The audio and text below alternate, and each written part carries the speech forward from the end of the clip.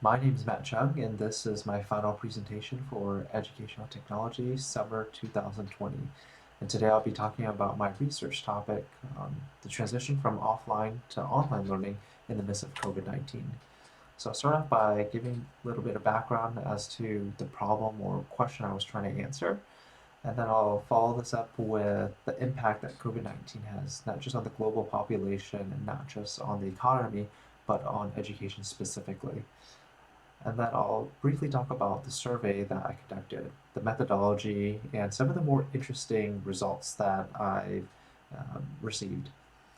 And then I'll end this with some of the hidden benefits of COVID-19 as it relates to education, and then I'll talk about some of the takeaways and my experiences from conducting this research.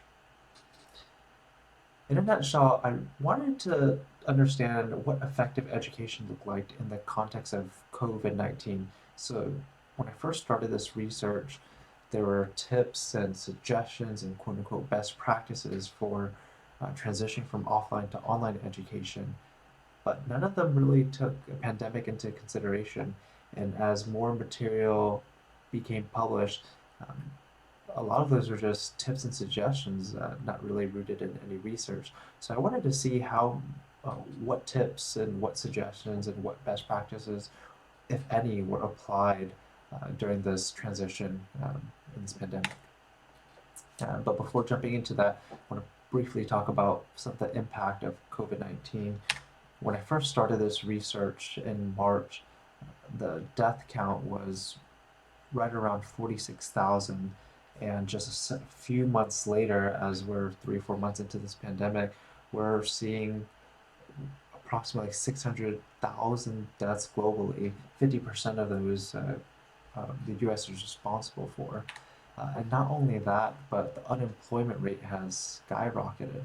If you compare June 2000 to June 2020, the unemployment rate jumped from 4% to 15%. And to put that into perspective, um, that's 5.8 million to now 23 million.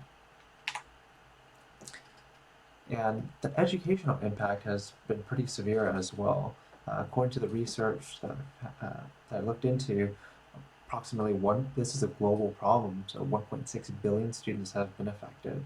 And students who in higher education specifically are now questioning the value of online education. They're paying tons of money with the assumption that their education will take place on campus, and as we all know, everyone's forced to go online.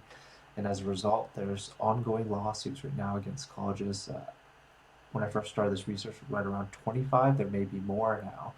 Um, Universities or students at universities suing their colleges for reimbursement for their tuition. And according to one study, there's over $1 billion anticipated in lost revenue for towards the end of this year for the colleges themselves due to either attrition or speculation of a reduced number of people who will be signing up or enrolling. As I mentioned earlier, when I first started this research, there were several tips and recommendations that came out. I'm sure you heard of quite a few of them, maybe from your instructors as well.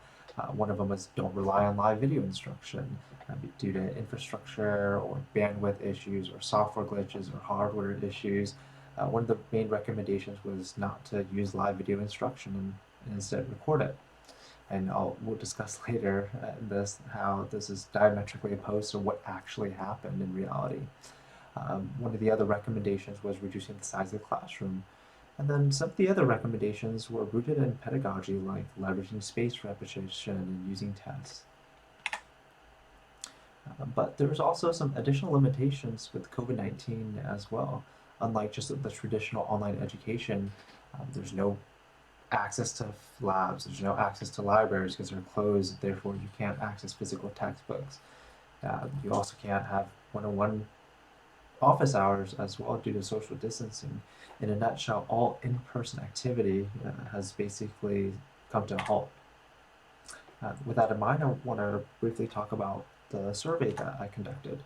So the survey was geographically dispersed. I wanted to get a pretty diverse data set, not just across disciplines like accounting and art and chemistry and nurse, but I want it to be geographically dispersed as well.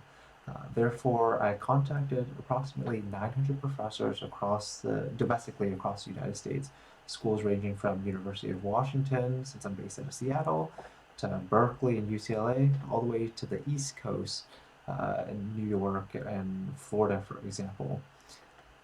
Initially, I'll talk a little bit more about this in the summary. I had initially carved out individual emails to professors, and this was taking way too long. And as you can see in this next slide, I started conducting the survey on June 28th, and only a few professors were trickling in. So I modified my approach. I wrote some scripts to extract emails from public websites, the school's websites, and then over time, I ended up receiving 306 responses from professors. So the survey consisted of 32 questions. The 30-second question itself was a free form, fill in the box, allowing the professor to just kind of describe their any feedback they wanted to provide. And now I'll share some of the more interesting metrics that actually flowed in as part of my research. So I was astonished to find out that before the outbreak of COVID-19, pretty much the majority of professors didn't receive any training on delivering online education. As a result, you can imagine that a lot of students who were traditionally taking classes in an offline setting did not have a great experience due to this lack of training. It's just a totally different medium altogether. And then I was also surprised by the lack of guidance from administration from these various schools. There wasn't a clear metric on what the success of transitioning from offline to online learning looks like. Um, but this wasn't so surprising after I started analyzing some of the other answers and conducting more research. And this partly has to do with the fact that most of the professors were given full autonomy on how to conduct their online lectures. And as part of my research, I discovered this is actually a good thing. Without autonomy and flexibility, um, teachers aren't able to leverage their expertise, and the standard policies uh, might actually be too restrictive. What I found even more interesting was when I first stepped into this project, I had anticipated that there would be a myriad of professors running into technical issues, again, due to internet connection or software issues. But as you can see from the survey results, the majority of them didn't experience any technical issues. And the runner up there, the professors only they experienced between one and three issues. And there's a ton of more interesting metrics that you'll find as part of this research, and they're look in the appendix of the research paper itself. But as a recap, the survey revealed that professors had a very limited time for transition. Some, although only a handful had 0 days to transition, everything else was normally distributed. Some professors had 3 days, some had 5 days, some had 10 days. But as you saw earlier, there's a complete lack of training uh, prior to COVID as well.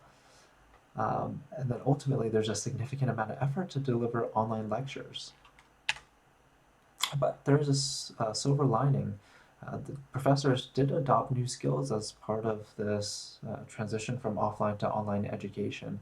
And many of them, as you can see in this chart, will end up applying the techniques and skills and technology that they've learned or adopted, and they'll apply these in future courses as well. In summary, this has been there's golden opportunity for educators. And this is just a quote from one of the professors. Basically, they were a traditional offline professor, and they've learned a ton throughout this entire experience. Not to say it wasn't difficult, but they were really grateful for this experience. Um, Ultimately, this is the model that I discovered was that there wasn't really a model. There was just temporary access to instruction. You need to provide training to educators, and educators needed something quick and reliable. And then for the last few seconds, I just want to talk about some things I learned. I got some feedback from professors that some of my questions were biased in the survey, some of the questions were irrelevant. Um, and the biggest takeaway for me was I had to learn how to deal with ambiguity and the fact that my topic and paper changed so much over time. And that's it. Thank you.